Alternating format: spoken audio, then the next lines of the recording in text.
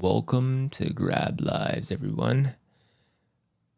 I just want to start off with our disclaimer. Everything we say and do on this podcast platform has nothing to do with the views or the opinions of the City of Los Angeles Fire Department and the Police Department, because this episode is with my good friend Bob, also known as Robert Smey. This is his full name.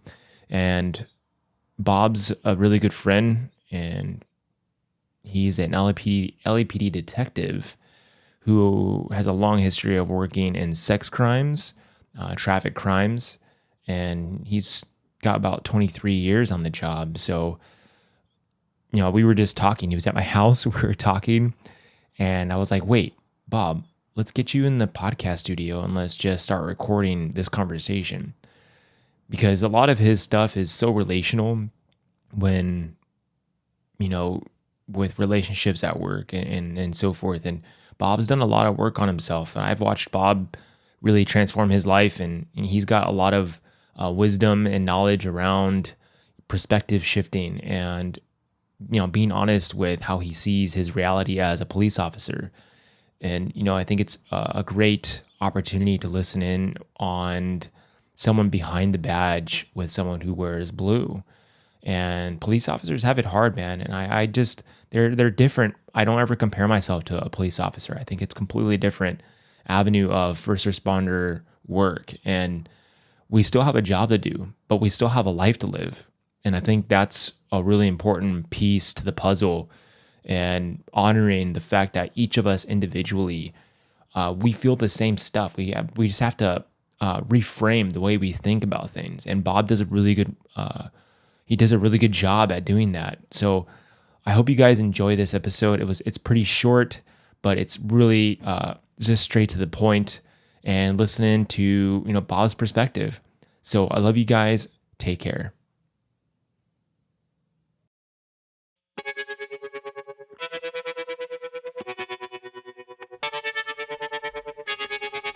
It's time for GrabLives.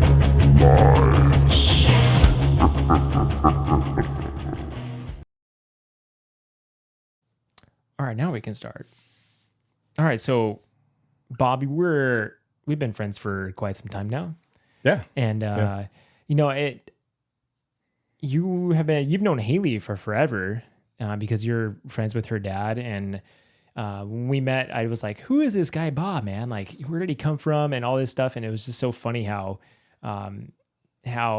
we just meshed, because we work for the same city, so Right. technically have the same employer, just a different, costume that we wear when we go in and pretend like we have to do what we have to do to get the job done. You know what I mean? Right. Yeah. But yeah, man. So how many years do you work for LAPD now? Coming up on 23. 23. Holy Yeah. shit, dude. Got a few more, maybe another couple weeks till 23 years. Yeah, dude. Yeah. Yeah, and then you were a detective, and we were just talking, like just being friends. And then I was like, hold on a second, Bob, we have to record this because, first of all, like, I don't know, our time frames of like hanging out is just so rare. And then, I thought it was such a good conversation. And like I was just having a very similar conversation recently.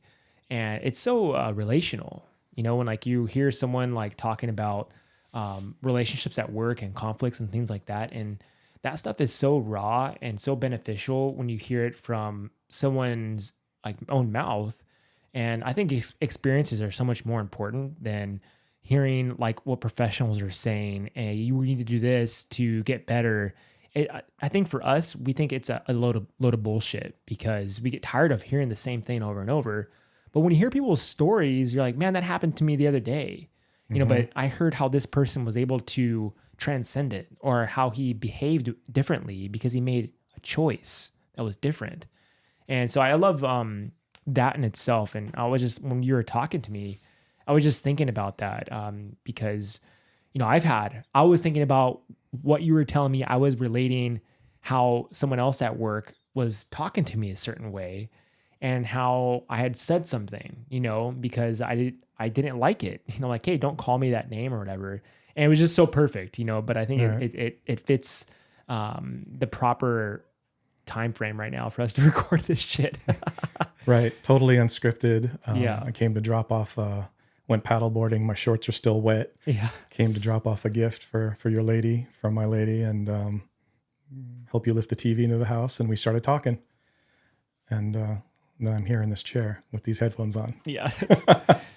Yeah. I mean, So it's cool. And it's, I'm down. it was really helpful for you to come at the right time. And like you called me on the phone, you're like, hey, what are you doing right now? And I was like, well, I just got a TV. He's like, well, I'm staring at your TV right now. I'm like, what the hell? You're my driveway. But yeah, man, I think for you, I think for a long time, you had told me the field you worked in as a detective, working sex crimes, and like some of the crazy stories you would tell me. I'm like, dude, that's so wild. And people try to lump us in like this category as first responders, but dude, like I don't think it's the same. I think it's somewhat the same, but I think there's a higher responsibility for officers because number one, they have a firearm. And then number two, they just think differently. And we were talking about that. Like when I come home, I do have some hypervigilance on like problem solving and things like that, but it's a little bit different from officers. And I think, it's interesting to see people's viewpoints on how that framework, shows up in everyday life. But I was, do you have any like kind of reflection on that? The hypervigilance? Yeah, for sure. Actually, it's a really good book. It's is it Gilchrist or Gilroy? I forget. And it's Emotional Survival for Law Enforcement. Great book, super small, easy to read. And it's interesting. I had that book and I didn't read it for like 8 or 9 years. And then when I finally read it, I had to laugh at myself because all of those stories in there applied to me. Right? A lot of those stories applied to me in there. And the patterns that I could see that had come to pass, So for example, I mean, it's still, I try not to be hypervigilant, but it's just part of, I think it becomes inculcated. It's part of you at a certain point. And then it it's a matter like, of Kevin M. Gilmartin, Emotional Survival for Law Enforcement. That's it. Right. Yeah. Dr. Gilmartin for sure.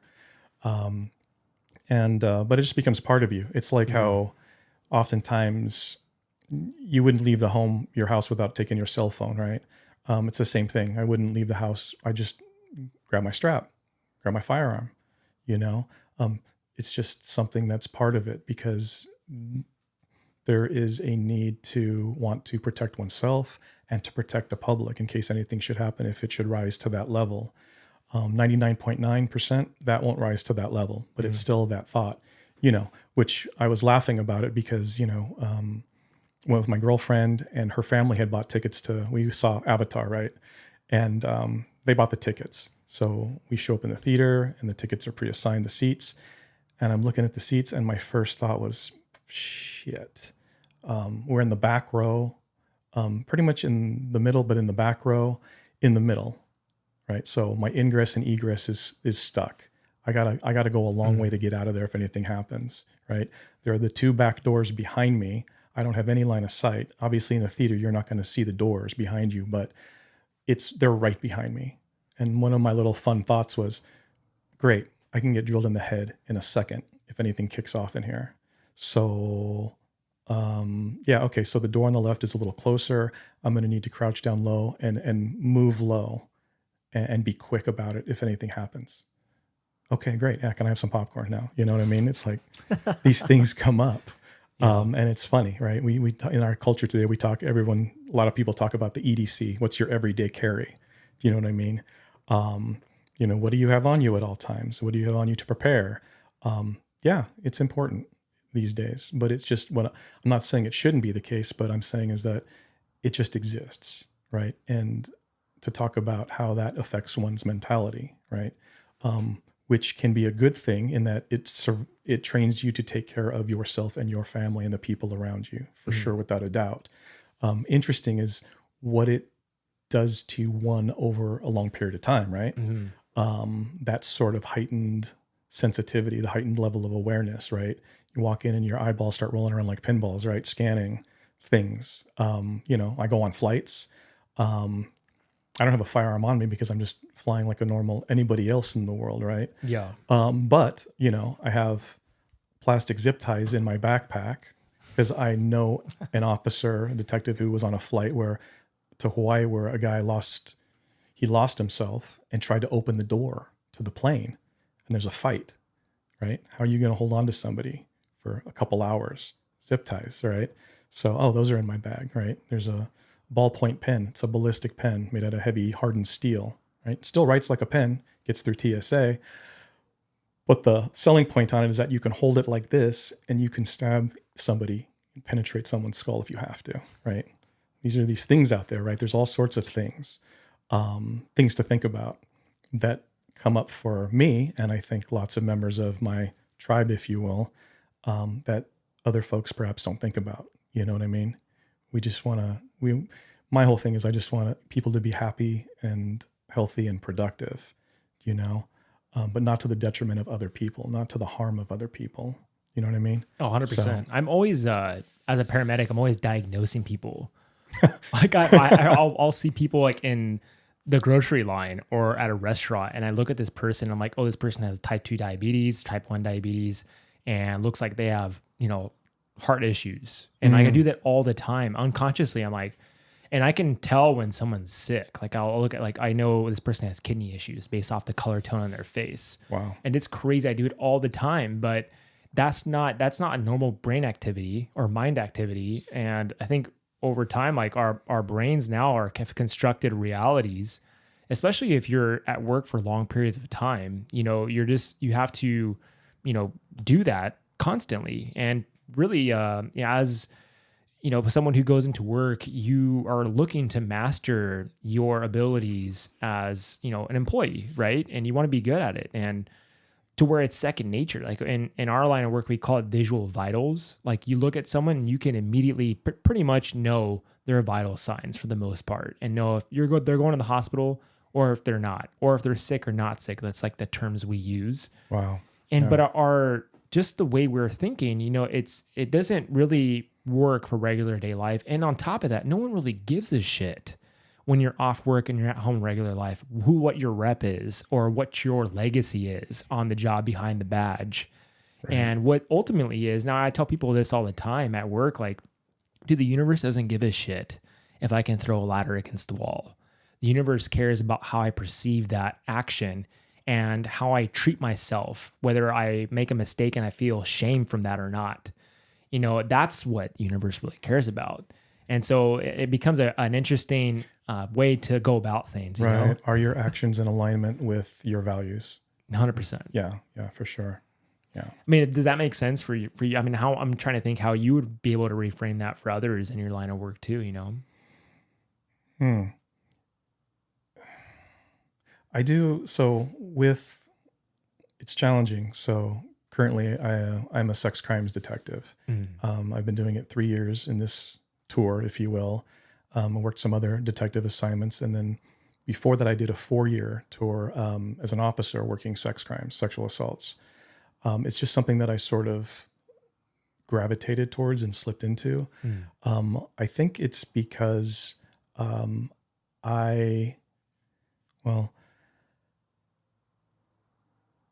to me, it seems so clear, right? Our job, there are so many different ways to serve the community, right? There are so many ways. You can work a black and white, you can answer radio calls, you can work with kids, you can work in a gang unit, gangsters and guns and gang crimes. And I've done a fair amount of that.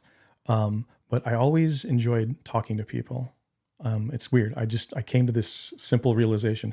I like people. I love people. I love humans, right? If I was was that movie, Tom Hanks, Castaway, or he's on the deserted island. If I was him on that island, not only would I have Wilson, the volleyball, but I'd probably have like 15 of his coconut buddies, and we'd all be partying together. We'd all have a tribe, right? Yeah. I just like people, period. It's funny. And I like the idea of people living to their potential. I get asked, like, you'll have it too, right? What's the worst thing you've ever seen, man? Yeah. And I've seen some wackadoodle, hard, horrible things, painful things, the death and the dying and the dismemberment of things. For me, fundamentally, what it comes down to, it's the sheer waste of human potential. That's the worst thing I see. It's the worst thing I see. I remember on probation in Watts, I had a the garden variety family dispute call. We get there and it's like a 16-year-old boy and his mother's kicking him out of the house. And how she was speaking about him in front of him, the language that she was using. And I could see when she's saying, "You get this worthless out of my house." And I saw the dead look in his eyes. And I was like, "Oh my God, this is horrible. This is awful. This is terrible." Right. An old philosophy professor had told me before that, that parents have a job and that it is to bless their children. Right. And he goes, if you don't bless them, if you don't actively bless them, you curse them. You curse them. Right. And in this particular case, this wasn't a passive curse. This was a direct, "You're worthless. Get out of my fucking house." Right. Horrible. And I saw in his eyes, and I could see him in so many hundreds and hundreds of cases in the years after that of patterns of, so this young man's going to live his life. No strong masculine male role model necessarily in his life. He has this representative of the divine feminine, his mother, cursing him, right? And how does he learn trust? How will he model his future mates and future partners based upon the absence of a male and this female who's cursing him, right? And I could see, the chain of events stretching before him almost. Even then, right, I'd seen enough to know that, so he's going to go forward and have relationships, and he hasn't been taught how to manage his feelings. Something we take for granted, right? And he's going to go forward, and you're going to have disputes and problems like we all do with, our husbands, wives, boyfriends, girlfriends, whatever, right? And what's going to happen? Yelling, screaming, name calling, hitting. Oh, so now we're stepping into domestic violence, right? And he's not going to be able to, he'll be failure to launch. He won't be able to launch in life, right? To grow his life, and hold down a job, maybe have a career, right? Health benefits, all of these things, which are kind of important, for children, if you're going to have children, which many of them do, many of us do, and taking care of themselves, right? And then they burn that relationship out, domestic violence incident, jail, they leave, get someone new, and it goes on and on and on, right? Until maybe these individuals, they feel so behind the eight ball, and they don't have any skill sets emotionally or occupationally, right? Mentally almost, that then it's like, what can I do? I got to hustle for money, right? I'm going to jump out on people and take their stuff. I'm going to burglarize. I'm going to sell dope. And then they're doing their thing, and then they run into somebody like me, right? Or law enforcement at large, and then they start going in and going in and going in, giving people a life sentence a year at a time, sometimes in some cases. And then there's crimes of violence, right? In which they're doing things and lashing out to, hurt people, kill people, or with the venue that I work in, sexually assault people. So South LA is a weird one, man. Working in that environment, it's a really dark place. Over time, it really just broke me down mentally. Right, that was the most burnt out I've ever been in my life. Yeah, and I think because the environment was, you just watch exactly how you're playing it out. You're just watching generational mistakes, generational trauma for generational sure. trauma Looping. It's sad, dude, to watch. And when you're in that too, you watch how people can never get out of it. And like, unless you are, a rapper or a really good athlete, that's the only way a lot of these people in that area escape that place. And you look around the corners too, like there's no healthy food. Like you got Church's Chicken, and you got Food for Less, which is one of the worst grocery stores in the location. And even in those locations, there's not many grocery stores around. So even the food these people are eating, they're just filling themselves with poison and processed foods, and they're getting gummed up with just microplastics, and think about how are these people supposed to feel good and escape with just their health, let alone like a job or going to college. Like going to college is huge in that area. And I just know over time, like I told myself at some point, I was like, dude, I can't come back to this place. It just burns me out. It makes me so sad. And then I don't even know how to explain it. There's an energy that just starts sucking the life out of me in that place. And I've been fortunate enough to work all these other different areas in the city where, I've learned so much about the dynamic of the living environments for some of these folks. And I've ended up now on the west side of Los Angeles where it was foreign to me, where I would take someone to the hospital or help someone where they were thankful. For the most part, I wouldn't get that type of respect. And it's just a different place, man. But I always instilled like this opportunity to be nice to people in those places and those environments, because they may never experience someone who treats them with respect ever in South LA. So I always saw that as an opportunity to teach someone. I just remember this kid, like he got shot 9 times and we were taking him to the hospital post being shot constantly. And I told him, like, I was like, hey man, like you have an opportunity to change your life here.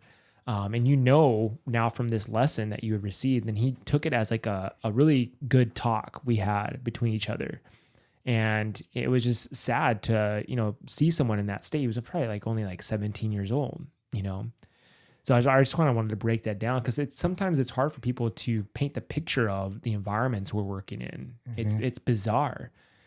Yeah. I never thought of it in that perspective, because with the difference with what your work is, you are dealing with people, oftentimes, scene of accidents, horrible pain, on the verge of death, and you see that over and over and over, right?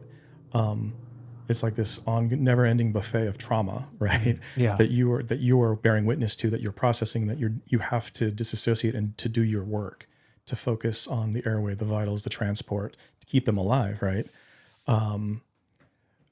My job now, it feels a lot different than that. When I was young and in patrol or in gangs, we were driving, and it was so much fun. Do you know what I mean? We're going out, I've spent more than 99% of my career down in South Central Los Angeles. And I feel comfortable there. I feel fluent in how things go and operate. And it's like anywhere else, you just got to come correct to people in the right way. And like I said, I love humans. I like people. We're all in this, spinning ball out in space. We're only here for a short time, right? And so to be kind and to look someone, it costs me nothing to, unlike many people I've met, it costs me nothing to look somebody in the eye and say, hey, how are you? How's your day? How are things? And have a conversation, right? Instead of just rolling to the next thing. You know what I mean? Yeah. I take my time when I have conversations. How's your quality of life? What's going on here on your street? How are things? How are you? And I think to kind of swing it back full circle to where I am and why I work sexual assaults, it's because I'm privileged I have the opportunity, the privilege of meeting people who have experienced some of the worst things that have ever happened to them. And I have a conversation, engage someone in a conversation. This is me. This is what I'm doing. And this is what I can do to make it better for you. And basically what I'm doing is I'm asking them to trust me. Trust is the superpower of the universe, right? And I'm asking them to tell me about the worst thing that's ever happened to them. Me, this stranger detective guy, right? And so we have a conversation, and to earn someone's trust, to hear their story, right? And say, hey, this is what we can do to make it better. I can offer you this, this, and this. You can always call me. I have my cell phone. Set you up with some therapy if you need it. Do you have a good support system at home? I think a lot of it too is there's the trauma of like the incident of what happens to someone, let's say the assault, for example, but then there's the whole thing of not knowing what's going to happen and what do I expect? And people get spun up. And, I've looked back in my own life and thought about times of trauma, different things that have happened. And I see that there's almost there are a lot of similarities, right? Whether it's a terrible car accident or someone abandoning you or physically hurting you, or you getting fired from a job or somebody dumping you all of a sudden out of the blue. It's kind of like your routine is unhinged and you're just kind of like, what's happening here? What am I going to do? And everything is sort of feels up in the air. It's really unsettling, right? We've all been there. So, and and I've had the chance to talk to all of my victims, and I'll pose it to them with certain like metaphors, right? And I'll look at someone and say, like a 25-year-old college student, right, from USC, for example, and I'll say, so let me ask you a question. If you were hiking alone in the woods at night and you came across a 6-year-old little girl and she was lost and crying and alone, what would you do? Well, I would comfort her. I would tell her that's going to be okay. I'd take her hand, say, we're going to find your parents, make sure she's warm, fed, and we're going to go, right? And I'm going to get her connected to her people. So I say, so you would rescue her, right? Yeah. Like, okay. So that's what I'm asking you to do for yourself right here. That's what you've done. That is what you've done. You are stepping up to rescue the 6-year-old you, right? Who was molested, who was raped, right? And that's powerful, right? It helps them see it in a different way. Like they are doing something for themselves. They are doing something of the highest caliber, right? So important, And I go, you can go back and you can rescue the 6-year-old you. You can rescue the 18-year-old you. Or in many cases that are fresh reporting, like the incident just happened 2 days ago, you can help you soothe yourself, the you from 2 days ago, right? And this is part of that process. And I am here with you. We are a team, right? Don't ghost me. Don't take off on me. I will be here for you. And this is the plan. Let's set the plan in action, right? It's kind of like, again, you're alone in the woods at night, and then I get to hold up, by the privilege of my job, hold up a torch in the middle of the night. Say, hey, it's freaking dark over there. Scary. You're hearing noises. It's freaking you out, man. You're thinking about monsters and shit. No, come on over here. Come get warm. Come get warm by the fire. There's good things over here. Yeah, it must be so hard So like most of these people who have been betrayed, right, by, or, being assaulted like that, like their trust goes down to little to none, for you to come in and just be like, hey, like I'm establishing trust now with someone. And then a lot of times people who get sexually abused won't ever even come out to talk about it or report it. Right. Because they feel so much shame around it and they don't know who to trust. And that's why it's huge for you to step in and be like, a cornerstone for someone to, get something done to get the perpetrator now convicted, which I'm sure is another long road for you to establish like some trust factors and some foreground for that to even happen. Because you got to get the story straight. You know what I mean? You got to get the story straight, and you got to make sure that story doesn't get muffled down the road. And I'm sure that happens, because our perception does all the time. It does. And again, it's all about setting the sort of expectations. To be honest, I always tell folks, like, I'm all about transparency. I'll tell you the truth about everything. I just ask for the truth in return. And I'll let them know, hey, we have, strengths, weaknesses, opportunities, threats, right? It's like a business term, like SWOT analysis. And I'll say, hey, this is what our case offers. And this is what we can do, right? And then I go about doing my job to obtain all the video and all the DNA and all of the statements to go sit down with the suspect and have that conversation, right? An interrogation, which is a whole other sort of art form in itself. Because I'm the guy that's going to sit with, that 16-year-old and hear about the worst thing that's happened. I'm going to sit with their parents. I'm also going to sit with that suspect, because there's never been a guy who has intended to sit down and confess that he's raped and molested a family of 4 sisters from the ages of 4 to 13.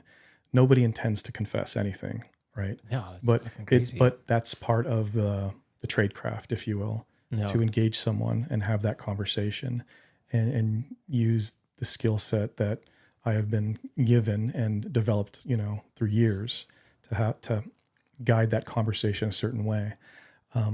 Part of the expectation thing is with our victims is that I tell them, hey, listen, look, if the bad guy goes to jail, great. And if the bad guy doesn't go to jail, that's still great. Because you stood up, you found your voice, you were brave enough to stand up and point the finger and say, fuck that, that was wrong. What you did to me was wrong, and I'm not going to tolerate that. And you were brave enough to come talk to me, this strange guy in front of you, and tell me about some horrible stuff that's happened to you, right? And move forward in your life because you're protecting yourself.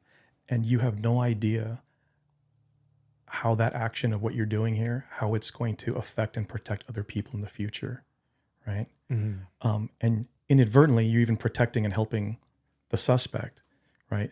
Because now I get to call him onto the carpet. Now he knows that we know, right? And I say, if the good guy goes to jail, great. The bad guy doesn't go to jail, great. And I go, because here's the deal. At the end of the day, even if he doesn't go to jail, we do the best we can. We have to gather all the facts. And if the case is rejected, it doesn't move forward, there's no criminal filing, it doesn't mean I don't believe you. It doesn't mean that the DA's office doesn't believe you. Oh, we believe you, 100%. It's just we didn't have enough with the system at play of the criminal justice system to show beyond a reasonable doubt in front of a potential jury of 12 people that this happened, right? And I go, another thing too is that eventually this case is going to end. It's going to end. Your life still goes on. And you are important to me. I want to know that you're happy, healthy, and productive and functioning. And there's a sense of ease in your life. And I go, right now, honestly, this is awful for you. I can tell because of the things you've told me. It's like this, and another metaphor I use. It's like this thing has happened and you're driving a car and you look in the rearview mirror and that guy who just raped you is sitting in the backseat looking at you. It's so fresh and it's so raw, right? It's taking all of your attention. I go, you can't eat, you can't sleep, you can't get warm. You feel sick in your stomach. From this point forward, right? Let's kick him out of that car. We're going to kick him out of the car and you're going to keep driving. And as you drive and you look in the rearview mirror, that guy gets smaller and smaller and smaller in the distance until he's a pinprick. And then you don't even see him at all. And you move forward in your life, right? Doesn't mean that that's easy. No. It doesn't mean that that's quick. No. And it takes vigilance and self-care. It doesn't mean that you aren't going to be triggered from time to time, that you're not going to hear someone say something, see a scene in a movie, hear a line in a song, and loop right back to the person that was freshly injured, right?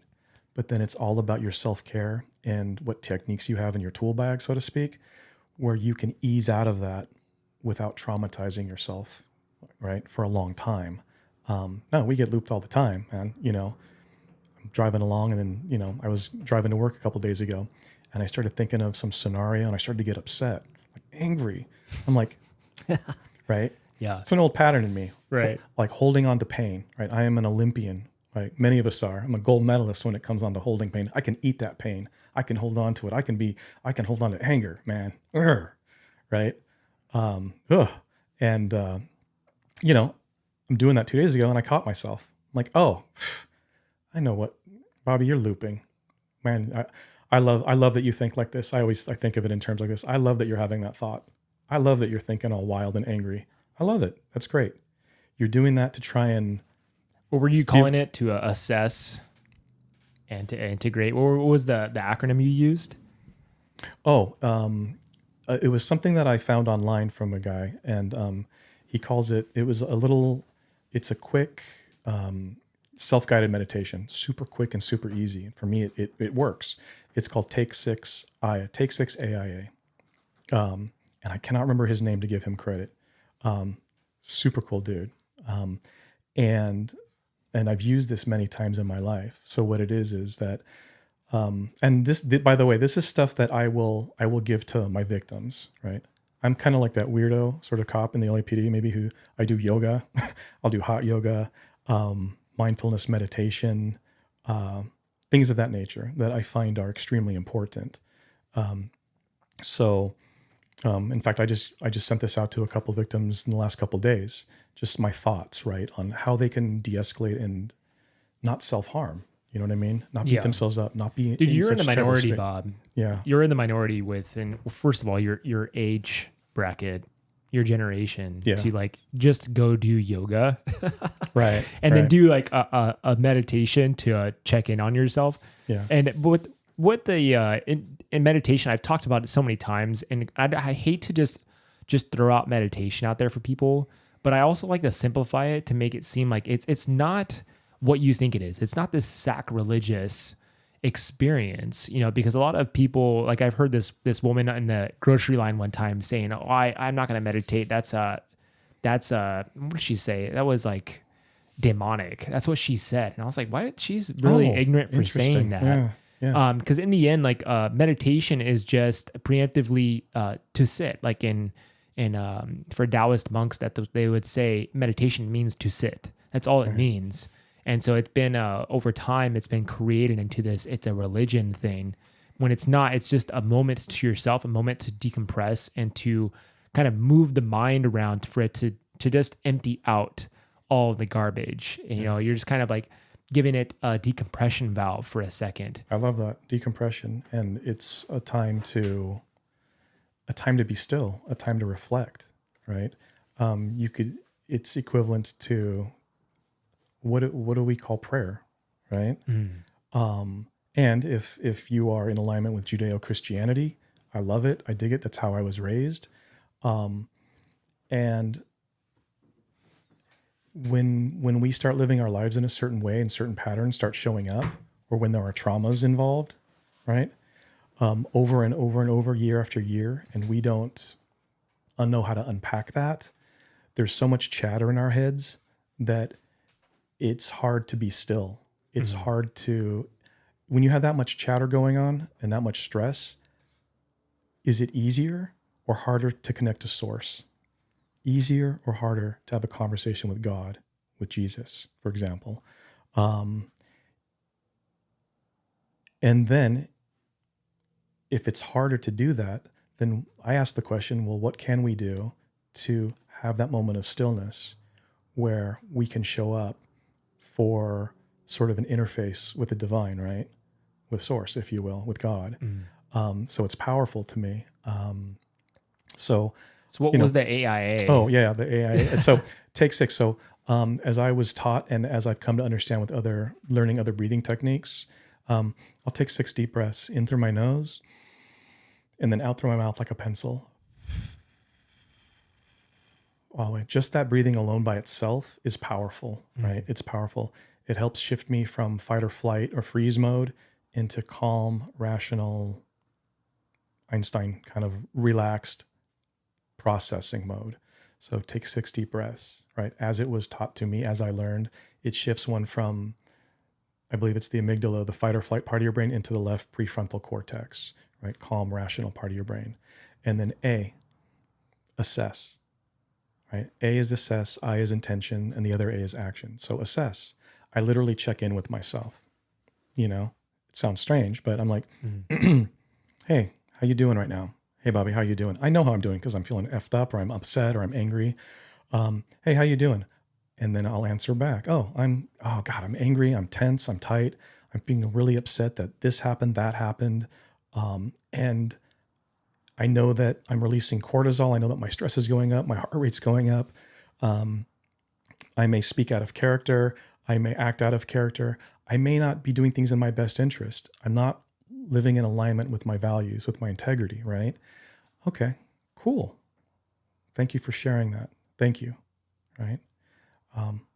That thinking oneself is important because we learn to eat pain, right? As we were raised. Sure. Love the way you put that. As we were raised, often many of us, don't look at me like that. I'll give you a reason to make that face. You want to cry? You want to be like a little girl? You want to cry? Right? All things that I've heard growing up as a kid, right? So assess, check in, thank you, and thank yourself for sharing that, right? And then my intention. And I ask, what is my intention regarding this specific moment? Right. So for example, let's say, and I've had this happen, right? I have with a loved one. I'm upset about something. I check in. Cool. What's my intention? My intention is to be the best partner that I could possibly be to somebody. Is to be the best boyfriend, to be the best co-parent, to be the best parent, to be the best partner at work, to be the best detective I can be, right? To be the best friend I can be. Oh, great. Action. What action can I take within the next 5 minutes to further that goal? What can I do? What decision can I make? What action can I take to further that intention? Oh, I know. I'm going to have a conversation. I'm going to talk to this person about this. I'm going to talk to my boss, right? Talk to the mother of my kids. Talk to my girlfriend, right? Talk to my partner at work. Talk to you. Done. And then I clean it. Done. Great.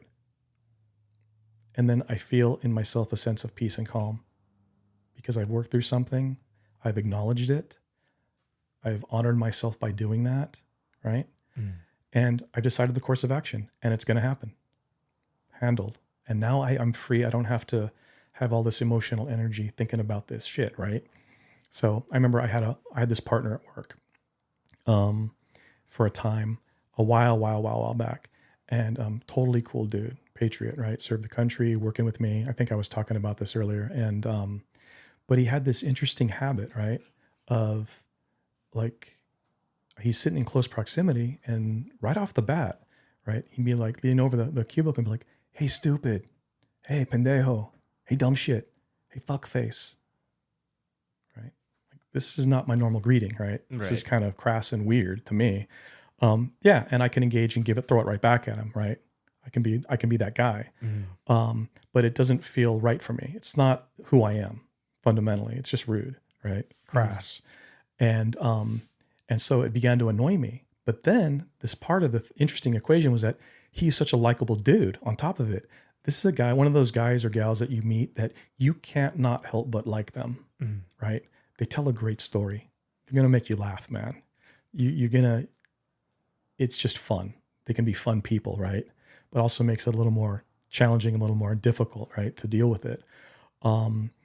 So as time went on, I began to get a little more tight and a little more upset, right? I keep expecting it. I keep expecting the zinger to come, and I'm formulating my plan. And, I spent a year being upset over this. Really, it's interesting because I also began to look at him and see like, a lot of self-serving actions, self-serving attitudes, right? I can hear him talking to his wife and his kids on the phone, and I can hear how he talks to them. Until finally, I was away on a weekend trip, up in Oregon and visiting some friends. And I asked a mentor of mine, a friend, I said, hey, I got this thing. It keeps coming up. I keep thinking about like kicking this guy's ass all the time. I'm spending my hour commute in, right? Half of it is thinking about this guy and how angry I am and upset, right? Because I feel wronged, right? Right. And it reminds me of, Tobey Maguire in Seabiscuit when he keeps screaming, he fouled me. He fouled me. And the guy in the old man in the movie is like, so he fouled you, son. Let it go, right? Right? I'm holding on to this anger, right? And then I come in, hey, Bobby, let's go get a cup of coffee, man. Let me tell you what happened this weekend. Right? And I laugh and I forget. But then something happens and click, right? I'm right back on it because he is who he is and I am who I am. So I talked to my friend, my mentor up there, and tell him a story. And I go, so what is this? I'm wasting energy and I know I am, and it's frustrating. He goes, oh, you're creating a story. You're creating stories and you're living in them. And these stories have nothing to do with reality. You're thinking of stuff that has happened, that's in the past, you can't touch, stuff that's going to happen in the future it doesn't even exist, right? And then you're living in them, and you're spending a lot of emotional time and energy that you could be, exercising in so many different ways, right? Least of all being restorative, right? And relaxing. And I'm like, okay, cool. I'm creating stories and I'm living them. What do I do about that? Because you have to fundamentally, the issue is trust. You have to trust yourself that you will know how to address this the next time this happens. Right? Oh, So I began to think about trust and what that meant and where it was in my life, through development from child to grown man, of where did I learn not to trust myself? And what were those things that happened? And I began to see the patterns of things, of how I learned to not trust my instincts, not trust myself to go away to the school that I wanted to go away to go into the occupation that I really wanted to go into, to work on the relationship that would have deserved me working on that relationship, right? So, armed with this newfound knowledge, I was like, great, I'm going to trust. I know exactly what to do, right? So I did this take 6 Aya exercise with myself around it a little bit. How am I feeling? I'm feeling tense. I'm feeling angry. I'm feeling upset. I'm feeling undervalued. I'm feeling not appreciated, right? I'm supposed to trust my partner. He's got my back and I don't feel it. Intention. What's my intention? To be the best human being that I can be, to have a sense of integrity within myself, right? To show up for myself. Because if I show up for myself, when whatever guise I'm at, right, I'll be there, right? Action. Oh, I know. I'm going to talk to him about it. I'm going to call him out. So that was it. I got to put it to bed and be relaxed and not worry about it. And then shortly thereafter, right, I'm back at work and my partner says something. Hey, you're being a dumb fuck, or something like that. And I look at him and I'm like, hey, bro, I don't like it when you call me names. Don't do that. And he just kind of looked at me and kind of scoffed and walked away and blew me off. Cool. I had my say. And later that day, we were out in the field on an investigation that same day, and it was taking a lot of time, and I was taking more time because I felt the investigation warranted it. It needed it. And he was done with his section of it and was ready to leave. He was annoyed. It was hot. And he wanted to go. I said, I'll be right with you. I'm almost done with this section of what I have to do here. And then it happened again. Hey, Bobby, you're being fucking stupid, man. I'm really tired of your... So I got up off the ground and I stood up and I walked up to him and I said, hey, bro, I told you I don't like it when you call me names. I told you that earlier today. And now I'm having to revisit this and tell you again. Right? And it was interesting, right? He puffed up and walked up and got in my face, right? Right? My boss, meanwhile, is looking at us like, what the fuck's going on here, right? And I'm standing there and I step up into him and I'm like, yeah, and what do you want to do here? I'm your boy. However this goes, right? And I'm looking at him and he's not saying anything. He's, oh yeah, you got a problem with me calling you names? Yeah. And he stared at me and we stared at each other. And then I watched this interesting thing happen with his eyes. He started to go,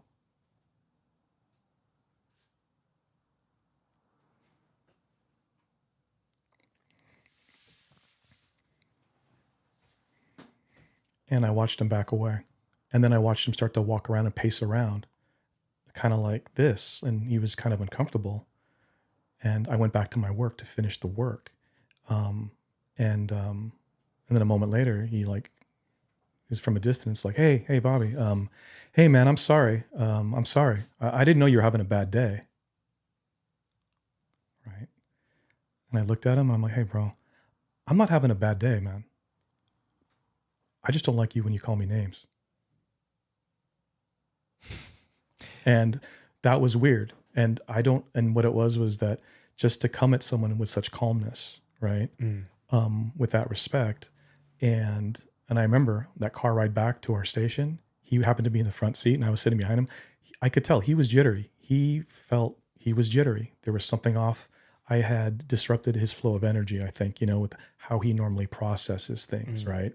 I called him out, but I did it really calmly I think that my point wasn't to call him out, to put him down or degrade him. It was simply more based out of love for myself and actually for him too, because I liked him, right?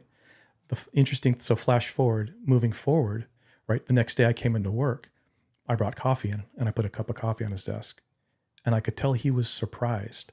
He was expecting me to, I don't know, be a dick. You know what I mean? And moving forward, we had opportunities to work together. Long hours of a shift where we're sitting in a parking lot, guarding something, doing something on a stakeout, and we're sitting there and we got time to talk. And we actually talked about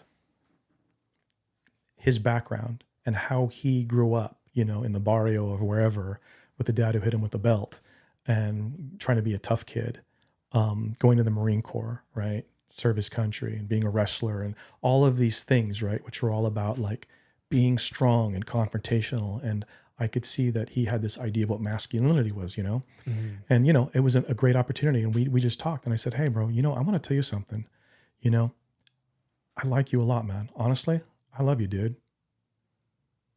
Not in a weird kind of way, but I love you, man. I go, you've done so many great, cool things with your life. You've done so much and you're so focused. I wish I had more of that focus, I go, but you have to understand, there's a way to communicate with people that will push people away from you, right? And because he had said something to the effect like, oh, well, that's just how we talk to each other in the Marine Corps, right? Mm-hmm. It was just how we yelled at each other and called each other all kinds of names and everything, right? And I'm like, yeah, bro, but here's the deal. You're not in the Marine Corps, right? I go, as you do one thing, so you'll do all things as you are. I go, you think that you can compartmentalize this job, that you're not going to bring this job home if you act that way here to people who have your back, right? I go, you and I, we were in the riots together. I had your back. I would have died for you. I would have stepped in and taken as many bullets or knives or whatever I could have for you because I've met you. I've seen your wife. I met your wife. I met your kids. No question. Done. Right? I got you. Right? And you don't think that you're going to take that home to your kids? Right? I'm like, look, I've heard you talk. I remember this conversation. I overheard you talking to your wife about X, Y, and Z. Right?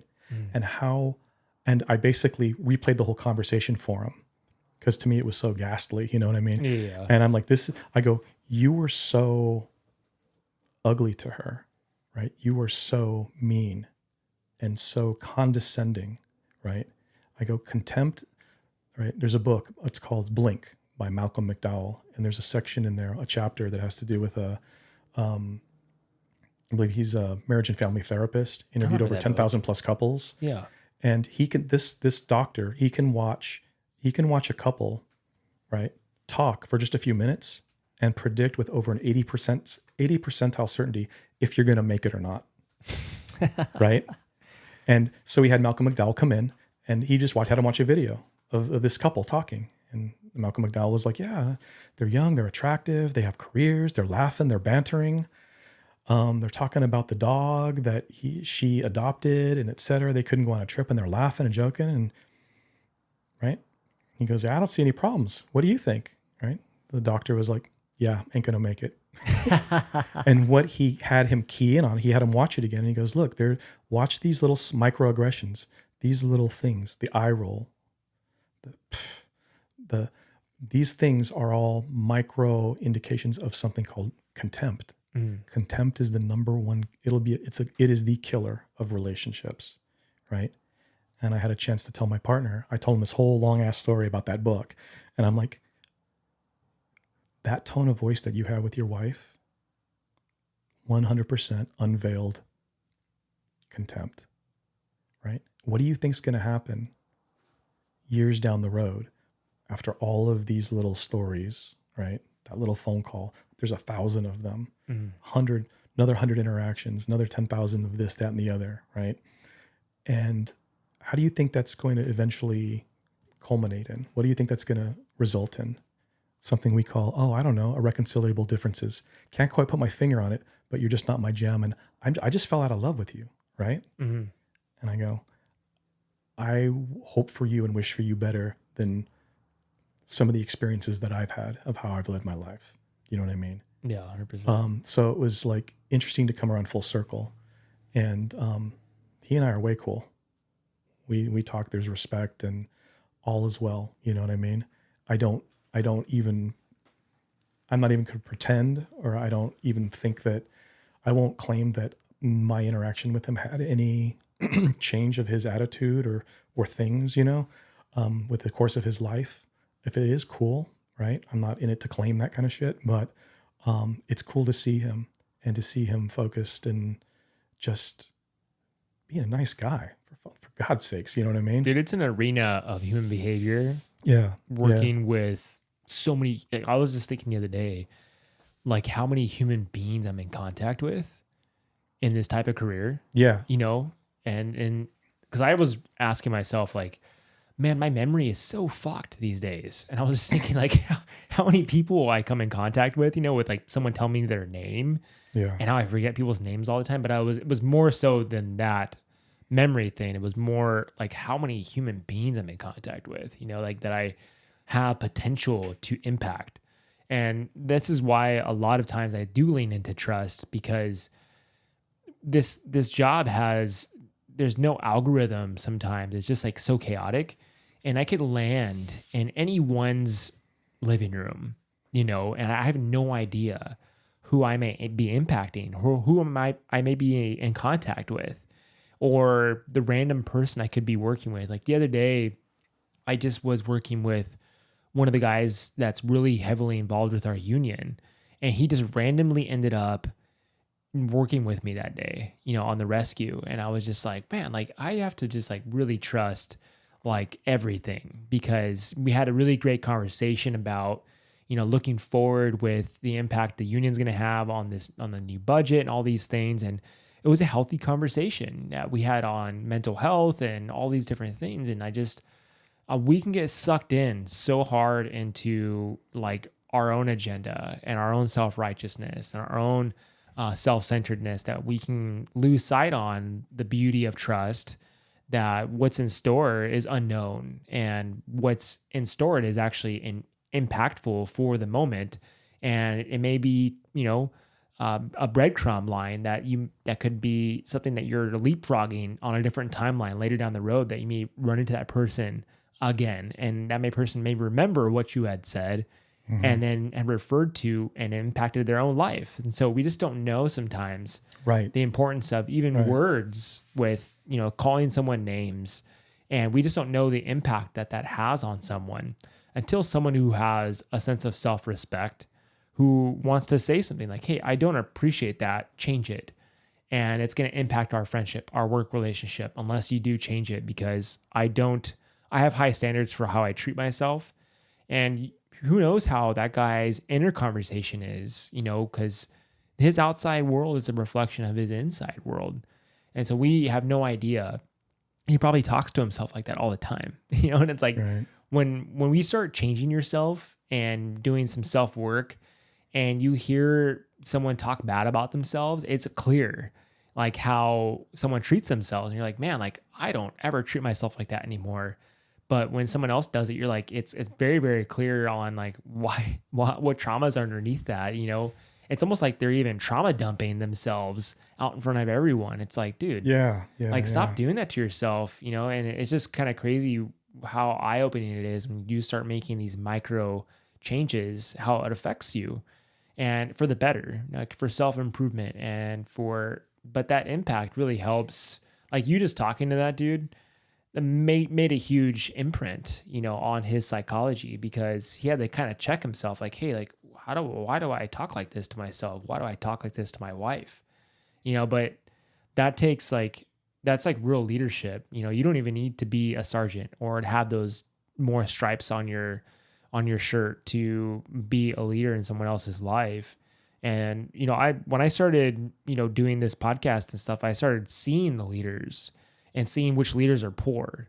And I think a lot of us in these agencies, we're looking for better leadership. But the message really is you really have to take ownership in leading your own life first. And that's how leadership is going to start to take a bigger ripple effect within the quantum.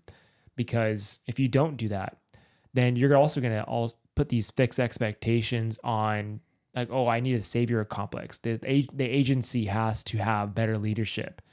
And that's just an excuse to not taking leadership within your own life. And I think that's one of the things is we feel a sense of administrative betrayal. That's a very common theme within departments, especially with the city of Los Angeles, because we feel there's a political regime that many of us don't agree with. We feel there's a budget regime that we obviously don't agree with.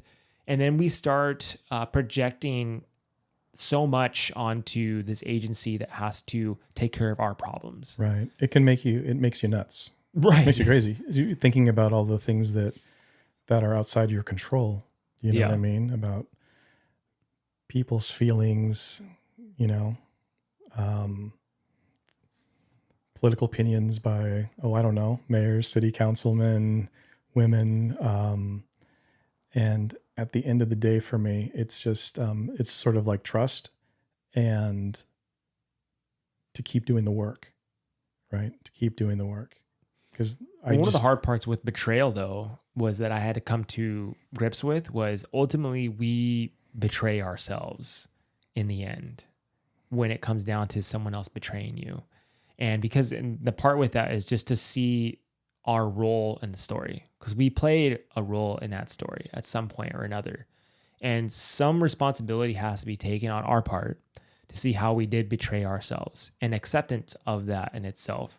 And that's where we can find closure when we do get betrayed, as much as it hurts, and seeing the lesson in it all, because there's something that's being portrayed here that we're not seeing sometimes. That's a lot of times where people don't get closure. Right. That is an epic proposal, taking 100% responsibility for your life and the things in it and around you. Yeah. That's a lot. You know, it gets to a point where it's like there's a lot of hiding and avoiding going on. Mm-hmm. And then there's this idea of taking responsibility. And then it's easing through or wrestling with the patterns, the pattern work, the patterns that keep one from, that one doesn't let them take responsibility for themselves, right? Mm. Yeah, that's an uphill battle. It's sure. like that ownership, and I think I always explain this to people, like, if you don't know what to do in your life for self-improvement, for self-evolution, for working on your mental health in quotation marks, it's like, dude, just take ownership for some of your stuff.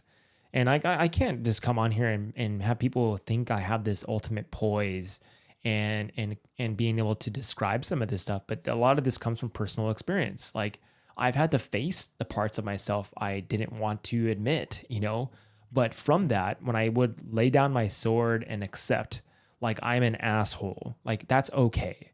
It's okay to be an asshole. It's okay to understand that some parts of me are narcissistic in nature. And when I kind of pick back on the web and start discovering like how that came about, that's where the transformation starts to unravel and where the shift happens, and like, but I think it's great to use, through one lens of a firefighter, one lens as a LAPD detective working at sex crimes, to start taking ownership. And then someone who's listening, they're like, dude, I totally relate to what this guy is saying. And like, it takes a lot of courage to face oneself. And I think it's the hardest thing to do is to face yourself, your fears, your baggage that you never wanted to unpack, and admitting your faults. Those are the sharpest tools in the shed. And the other things that we wear as masks, those are the superficial things that really have no merit on change, have no merit on leadership. It takes a strong person to willingly admit, hey, I was wrong in this story that played out. And, I just was, when you're telling me one of the stories, how like, you're replaying this thought process in your head of holding like this resentment that's making you angry. It just happened to me recently where it wasn't like, it was festering inside me, but the thoughts kept looping about this person. And it was a friend that had just like treated me shitty, and I cut him out of my life. But during our wedding, he was showing up to the wedding because he's a friend that I've had for forever, and I wanted him to come. But I was, there was just memories that kept coming up about him, and I was avoiding it for a while because I didn't want to face like the conversation I was gonna have with him, because I knew I had to say something to him, like, hey, dude, like, you behaved all these different ways. That's why I stopped talking to you, and I was avoiding conflict basically, but it was just funny how, these things are just messengers to kind of show us like, hey, you need to go face this conflict we didn't want to deal with a year ago. That's a great, and that's the great way to reframe it, is that it offers an opportunity, offers an opportunity. It's a gift even of how to peel back the layers. Do you know what I mean? 100%. And attend to things that have not been attended to grow in a new direction, right? And who knows where that conversation with that friend will go? You know what I mean? it's a beautiful process. It really is. Not like I'm looking for, I'm not looking for conflict, you know what I mean? Right. For the Yeah. sake of it, of course, but it comes, it's going to show up on our laps, on our doorsteps. So what do we do with it? That's the important thing, really.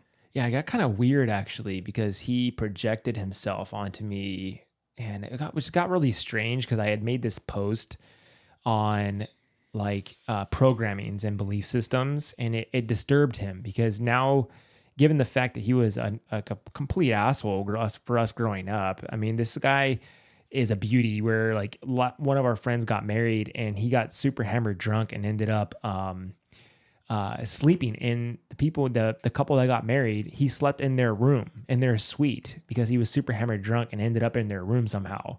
Like, this is the type of behavior this guy had portrayed.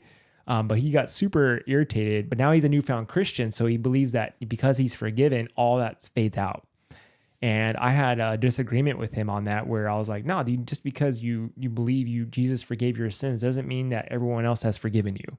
And so that was like the part of the conversation that we had to have together. Hey, the idea of being forgiven by Jesus is a beautiful, it is so very beautiful, but that doesn't address all of the patterns that exist in your life, the network, the very deep network of wishes, wants, needs, thoughts, emotions, desires, that led you to be what you are, those patterns are still there. Right. Well, this was the post that I had done. It was, it says, as soon as you are born, you're given a name, a religion, a nationality, and a race. You spend the rest of your life defending a fictional identity. And it was more so a play off of, see what you identify with. And, and most of what we identify with, if we're defensive with it, we're holding an attachment to that because it has an imprint of which we are holding a false mask. And what's disturbing about this picture is it has like a baby, like a newborn baby, in like one of those, what is it called? Those incubators. And then it has like different hands around the baby. And one of them's like a white supremacist hand with a Confederate flag, and then a hand on a Bible. And then like it shows a cop's glove with some handcuffs. And then it shows like probably like a Satanist with like some tattoos and shit. But it disturbed him because now he's a newfound Christian and believes he's forgiven. He got mad. He's like, you can't have the white supremacist with the hand next to a Bible. And so that was the conversation we started arguing about. And I was not in conflict with him. I was just telling him, like, well, dude, it's not, you're missing the whole point here. You're projecting your identity on it's basically a check in with yourself to see from a grounded sense, hey, what identities do I hold? And is it truly who I am is the question. And that disturbs a lot of people when we start questioning our reality. We start questioning, the programmings that we fully have supported up until now that may or may not be in conflict or working in harmony in your life. So I just think it's funny how, because that had just happened to me, man. I had to work through it, and it was just like disturbing my consciousness.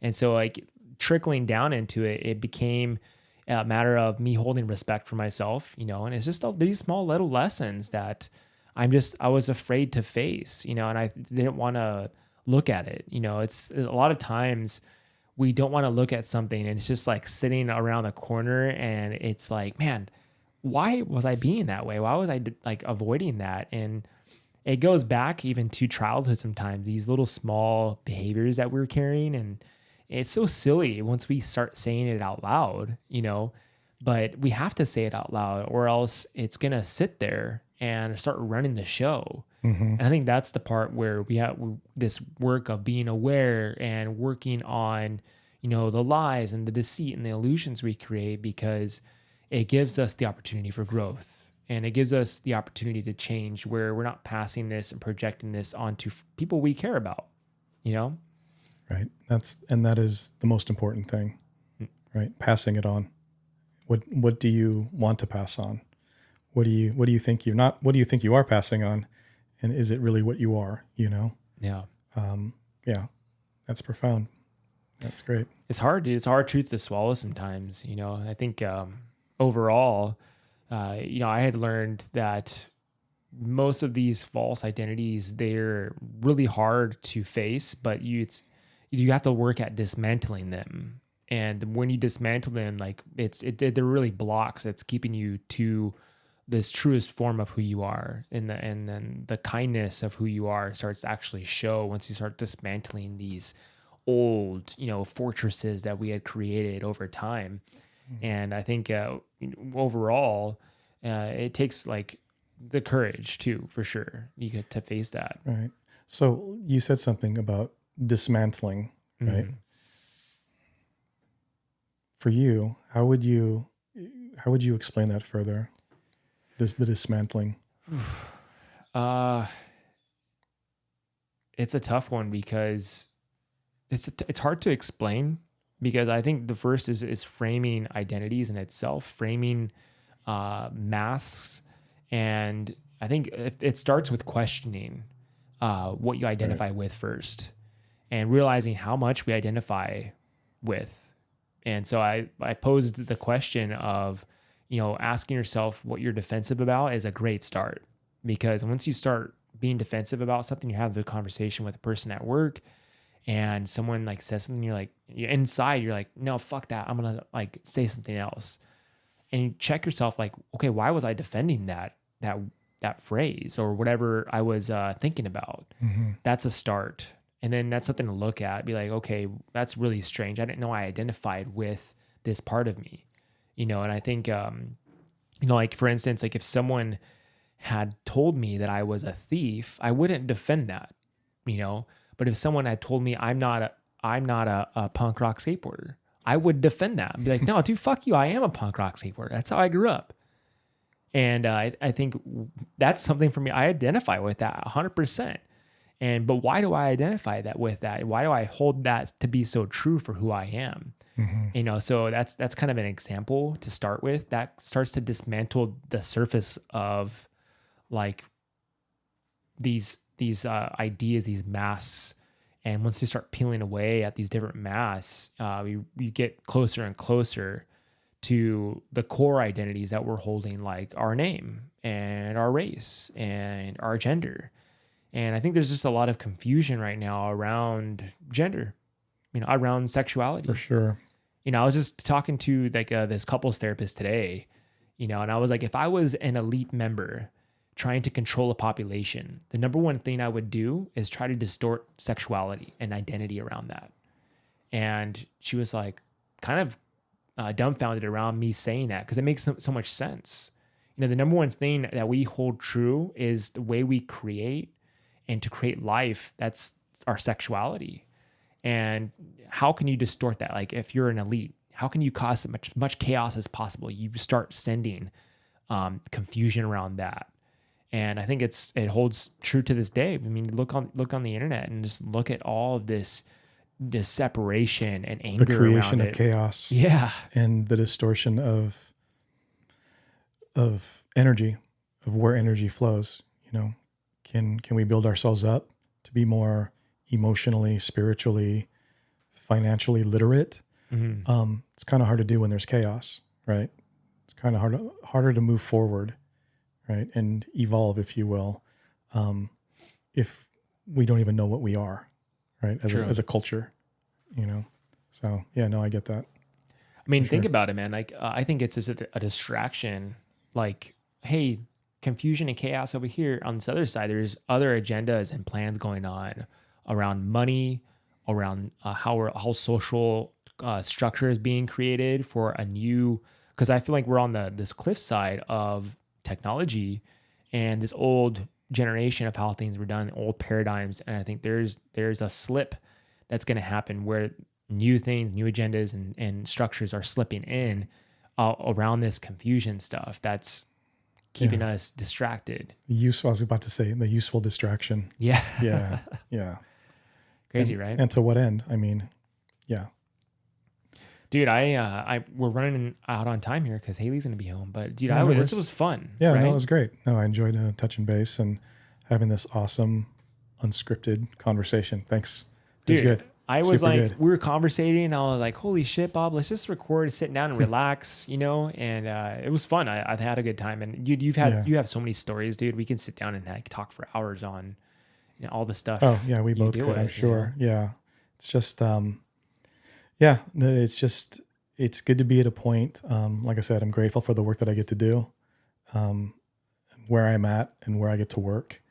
I've met so many wonderful people, so many amazing people that live in the community that I work at, and people that I work with and for. It's good to have it kind of be in a place where things are dialed in, you know. Yeah. It's just the workload. Wow, there's just a lot, unfortunately. But that is what it is, you know. So as with anybody, and it's not just me doing what I do. It's what anything else anybody does. It's just, you know, self-care. It comes back to self-care, you know, the analogy, right? Or the metaphor of when you're flying in, what do they say when the mask drops?